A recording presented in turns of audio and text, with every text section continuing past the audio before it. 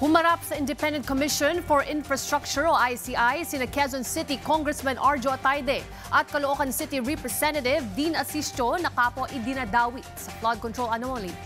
Yan ang ulat ni Harley Valbuena.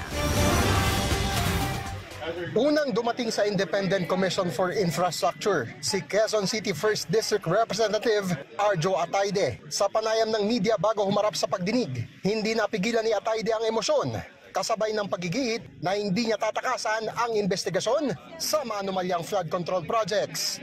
Wala po kami tinatago, hindi ako magtatago, hindi ako iiwas, hindi ako lilipad ng ibang bansa. I am here to thoroughly go through the investigation to fight for my innocence po and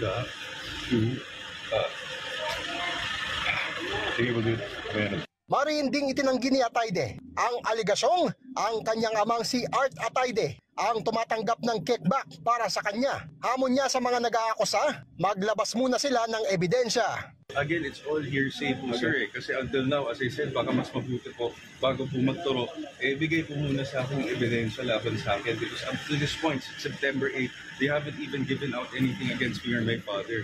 Hindi naka-livestream ang hearing ni Atayde sa ICI dahil pinili niya ang executive session. Samantala, dumating din si Caloocan City 3rd District Representative Dean Asistio. Ayon kay Asistio, nagboluntaryo siyang humarap sa pagdinig ng ICI para sa pagkakataong linisin ang kanyang pangalan. Tulad ni Atayde, pinili rin ni Asistio ang executive session kaya't hindi rin naka-livestream ang kanyang pagdinig.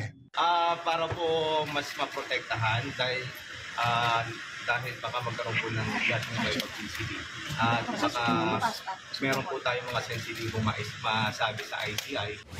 Sina Atayde at Asistio ay kabilang sa mga pinangalanan ng mag-asawang contractor na sina Sara at Curly Discaya na umano'y kumikickback sa flood control projects. Inamin naman ni Asistio na dati na silang nagkita ni Curly Discaya sa isang awarding ceremony sa Camp Aguinaldo noong 2024. Ngunit hindi na raw ito nasundan pa.